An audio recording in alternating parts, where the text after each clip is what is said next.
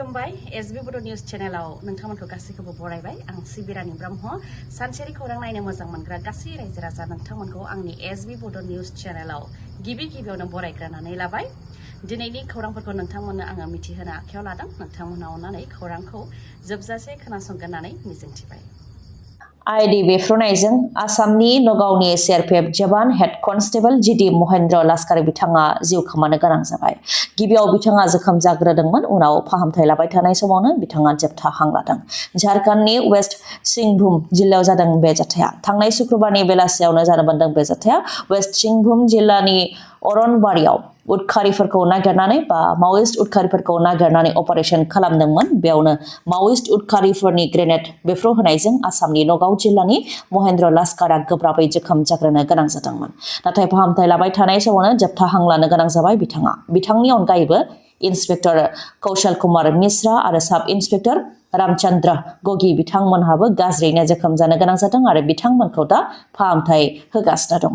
ओजोंहाय इन्डियान आर्मियाव मावनाय बृन्दावन बर' मुंनि सासे जवानाबो जिउ खोमानो गोनां जादों। प्रेसार स्ट्रक जानानै हरखाबै जिउ खोमानो गोनां जादों बिथाङा। फुंनि समाव फिजिकेल ट्रेनिंनि थाखाय खारबाय थानाय समावनो हरखाबै प्रेसार स्ट्रक जानानै जिउ खोमानो गोनां जादों बृन्दावन बर'आ। बृन्दावन बर'नि गोथै देहाखौ न'सिम गथायफिननाय जाबाय आरो इन्डियान आर्मिनि नियमनि गेजेरजों बिथांखौ मान होनानै जोबथा बिदाय होबाय। बृन्दावन बर'आ तामुलपुर खालाकुसि तेतिलिगुरि गामिनि रमेश बर' आरो रुपाति बर'नि दैथि फिसाज्लामोन। थैनाय समाव बृन्दावन बर'आ गावनि बिसि आरो फिसाजोखौ बे बुहुमाव एंगारलांबाय। नखरनि सोद्रोमाफ्रा मेगनाव मोदै लानानै आरो बिखायाव दावदाब लानानै अरायनि थाखाय जोबथा बिदाय होदों इन्डियान आर्मिनि जवान बृन्दावन बर'खौ। मेगनाव गोसोम ससमा, आखायाव घड़ी, आथिङाव जुता। नुनायाव जेन्टेल, नाथाय बे जेन्टेला दा खारनानै दङ। चिरांनि चापागुरि ओनसोलनिफ्रायनो गुबुन सुबुंफोरनिफ्राय गोबां लाख रां थगायनानै खारनायनि अजद। रां थगायजानाय माखासे सुबुंफ्रा अजद होफैनाय बायदिब्ला फेलिमोन बसुमतारिया गोबांनिफ्राय रां थगायनानै दा खारबाय। गोबांखौ गोबां खोथा बुंनानै रां लानानै थगायलांबाय होननानै फोरमायथिदों थगायजानाय माखासे सुबुंफोरा। फोरमायथिनाय बायदिब्ला खायफानिफ्राय खामानि होनायनि मुङाव रां लादोंमोन, खायफानिफ्राय न' जेंना जादों होननानै रां बिथ'दोंमोन। बेबायदिनो गुबुन सुबुंफोरखौ गुबुन फोलानानै रां लादों होननानै अजद होयो आरो रां लानानै गिबियाव रांखौ मोजाङैनो होफिनदोंमोन फेलिमोन बसुमतारिया। 10,000 रां लाङोबा 20,000 बेबायदि मुलाम्फा खालामनानैबो रांखौ होफैदोंमोन। नाथाय दा गोबां रां लानानै खारबाय। न'आव नागिरहैबाबो न'आवबो मोननो हायाखै होननानै फोरमायथियो माखासे रायजो राजाफ्रा।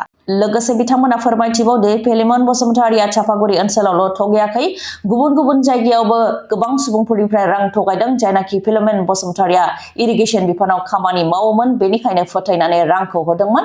नाथाय दा थगायनानै बबेयावबा खारबाय होननानै फोरमायथियो। सोरबाफोर फेलिमोन बसुमतारिखौ हमनो हायोब्ला 20,000 रां होनो थाखायबो फोसावदों थगायजानाय गोबां सुबुंफोरा। फेलिमोन बसुमतारिनि बागै खौरां हरनो थाखाय 9365881147 बे जानबुं नाम्बाराव फोनांजाबनो हागोन। मोनानि समाव लामानि जाब्रबथाय जानायजों सासे लाइमोनहा जायगायावनो जिउ खोमानो गोनां जादों आरो सासे बर' लाइमोना जोखोम जानो गोनां जादों। श्री लोखि फुजा नायनो थांबाय थानाय समावनो बे जाब्रबथाया जानो मोन्दों।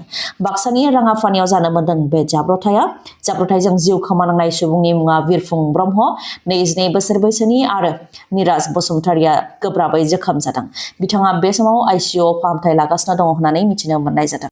बाक्सानि राङापानिनि राजा लामायाव मोनानि 8:30 रिंगायाव जानो मोन्दों बे जाथाया। सिमला फारसे श्री लक्ष्मी मेला नायनो थाखाय बिरफुं ब्रह्मजों लोगोसे निराज बसुमतारिया मटर साइकेलजों थांगासिनो दंमोन। बे समावनो लामायाव गंसे साखा खबब्रै गारिजों सौग्रावलायदों, जायजों बिरफुं ब्रह्मआ जायगायावनो जिउ खोमानो गोनां जादों आरो निराज बसुमतारिया गोब्राबै जोखोम जानो गोनां जादों। मिथिहोनाय बायदिब्ला जिउ खोमानांनाय बिरफुं ब्रह्मआ खामारदैसा गामिनि गान्धिया ब्रह्मनि फिसाज्लामोन। बिरफुं ब्रह्मआ 22 बोसोर बैसोनि आरो क'क्राझार गभर्नमेन्ट कलेजनि फरायसामोन होननानै मिथिनो मोननाय जादों। एसटि नांगौनि थाखाय मोनद' हारिया आसामनि दाब जायगायाव गोख्रोङै दाबि खालामदों। माखासे सान सिगांनिफ्रायनो एसटि दाबिनाया गोख्रोंसिन जादों रायजोआव। कच राजबंसीखौ लाफानानै मोनद' हारिया एसटि दाबि खालामनायाव मुखुब जादों। थाखानाय एसटिनि जेबो खहा खालामालासे मोनद' हारिनो एसटि होनो थाखाय आसाम सोरखारा खोथा बुंनायनि सायाव ट्राइबेल संघनिफ्राय आसाम सोरखारनिसिम सोंथि खालामनायजों लोगोसे जौगाखानाय हारि आरो गोबां सुबुं अनजिमा थानाय हारिनो एसटि होनो नागिरनायखौ हेंथा होयो बिथांमोनहा।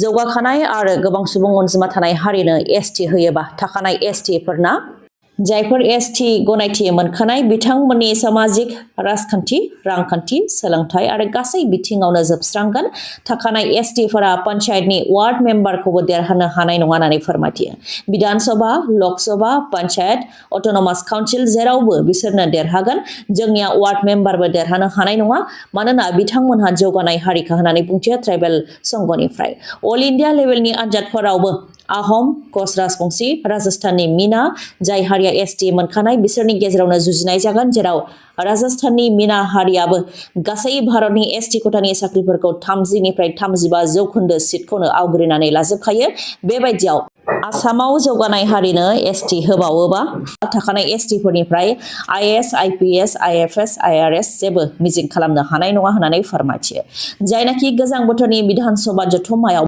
जौगाखांनाय हारिफोरनो एसटी होनायनि आयदाखौ सावरायनो नागिरदों बेखौ गोख्रोङै हेंथा होयो आरो कन्स्टिटिउशन एसटी एमेन्डमेन्ट बिल 2019 खौ भारत सरकारा बोखांनो नांगौ होननानैबो दाबि खालामो बिथांमोनहा आसाम पुलिसनि फिथाइ फोसावखांनानै होनायनि उनाव दिनैनि सानाव सावस्रि बिफानाव 3698 पस्टनि थाखाय रिजाल्ट बा फिथाइखौ फोसावनानै होगोन आसामनि गिबि मन्थ्रि डक्टर हेमन्त बिश्व शर्मा बिथाङा बेखौ फोसावदों जायनाखि आसाम पुलिसाव गोबां गरिब दुखुथिया नखरनि लाइमोनफोरानो साख्रिखौ मोननो हादों आरो बिथांमोननि नखराव रंजानायखौ नुनो मोननाय जादों बेनि उनावनो आरोबाव सावस्रि बिफानाव गासै 3698 पस्टनि फिथाइखौ दिनै फोसावगोन होननानै फोरमायथिदों आसामनि गिबि मन्थ्रि बिथाङा आसा खालामो गोबांनि नखराव दिनैनि सानाव रंजानायनि थासारिखौ लाबोगोन बेनि अनगायैबो 1 नभेम्बरनिफ्राय बेसेन नाङै माइरंजों लोगोसे खम बेसेनाव सेनि दालि आरो संख्रिखौबो मोननो हासिगोन होननानै फोरमायथियो आसामनि गिबि मन्थ्रि डक्टर हेमन्त बिश्व शर्मा बिथाङा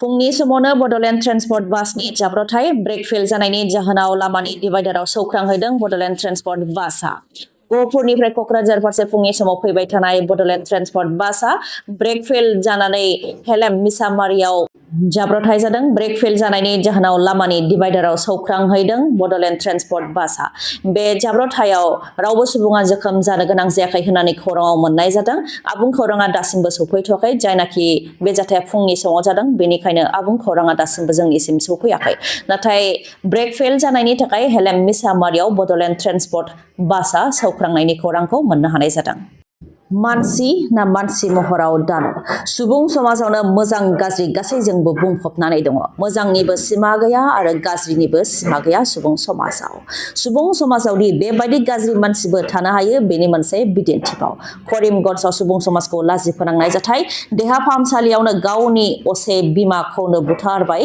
असे फिसाज्लायानो देहा फाहामसालिनिफ्राय पुलिसाबो एरेस्ट खालामबाय दुथां सन्जीब सिन्हाखौ करिमगन्ज सरकारि देहा फाहामसालियाव बिमा राजकुमारी सिन्हाया फाहामथाय लागासिनो दंमोन फाहामथाय लाखांनायनि उनाव डक्टरा देहा फाहामसालिनिफ्राय रिलिजबो होबायमोन राजकुमारी सिन्हाखौ नाथाय रिलिज होनायनि उनावनो राजकुमारी सिन्हानिनो असे फिसाज्ला सन्जीब सिन्हाया गावनि बिमाखौनो बुथारदों जाहोनाव पुलिसा फैनानै करिमगन्ज सरकारि देहा फाहामसालिनिफ्रायनो दुथां फिसाज्ला सन्जीब सिन्हाखौ एरेस्ट खालामदों खौरांखौ जोबजासे नायनायनि थाखाय आंनि गोसो गोरबोनिफ्राय रोजा रोजा खुलुमनायखौ जासिहरनाय थाबाय गाबोननि समाव आरोबाव जों बेबायदिनो गोदान खौरांजों लोगोसे लोगो मोनफिनगोनखौ मिजिंथिबाय गोजोन्थों